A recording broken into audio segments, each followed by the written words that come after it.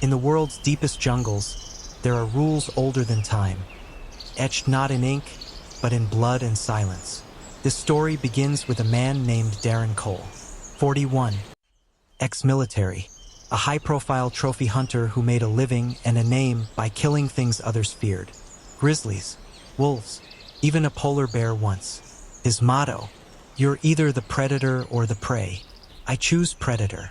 But the jungle he entered next didn't care what he chose.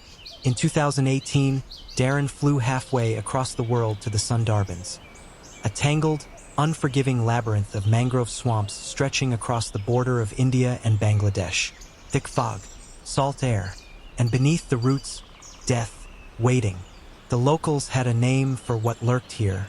Shakuni, not just a tiger, a legend. They said it wasn't born, it was reborn. That it remembered faces. That it mourned.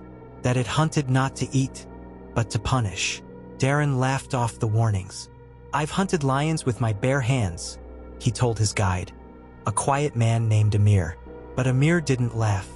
"Lions don't hide in trees," he said. "They don't hold grudges." Day 1 was uneventful. Day 2, they found tracks. Massive paws the size of dinner plates pressed into mud. Darren grinned. "We're close." On day 4, the scent of iron filled the air. They stumbled upon it. A tiny cub, no older than a few weeks, curled beneath a log, alone, meowing faintly. Darren's expression didn't change. He raised his rifle. "It'll grow up to kill someone," he said coldly. Amir stepped forward.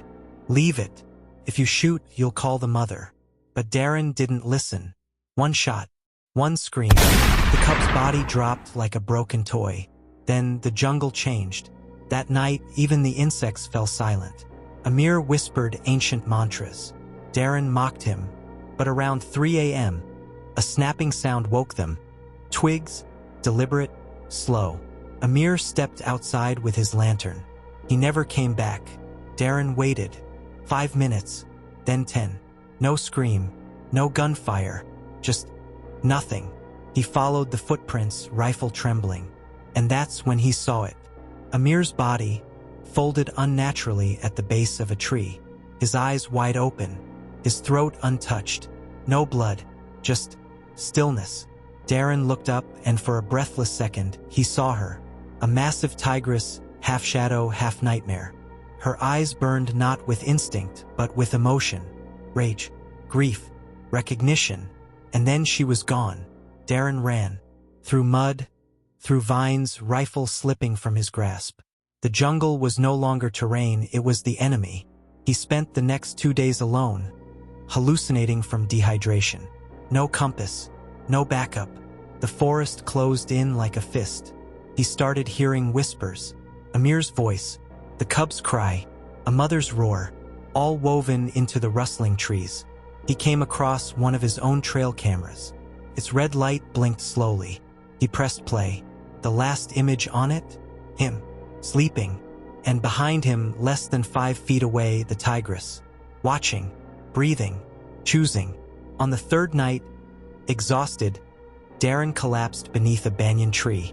He'd lost his rifle, torn his arm, and hadn't eaten in days.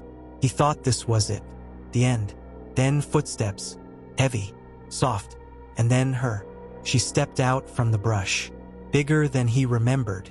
Her stripes flickered under moonlight like war paint, but she didn't charge. She sat, stared, long enough for him to break. "I'm sorry," Darren choked, tears streaming down his blood-crusted face. I didn't know you felt, that you remembered." And then she stood, not to pounce, not to kill. She turned and disappeared into the dark. Darren was found 2 days later by a rescue team. He said nothing, not a word. He refused to speak to the media, refused interviews, sold every trophy on his wall. He went back to the Sundarbans a year later, not to hunt, to mourn. Each year since, on the cub's death anniversary, he returns, leaves food, flowers, a carved wooden tiger with the word, "Forgive," scratched into it. They say he never saw her again, but he always felt her watching.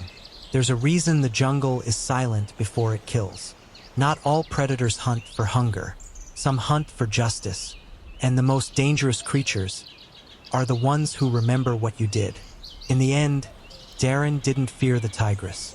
He feared what she showed him, that nature feels, that animals grieve, that for every bullet fired without conscience, something watches and waits. Click on the subscribe, like, and share button for more videos. Thanks for watching.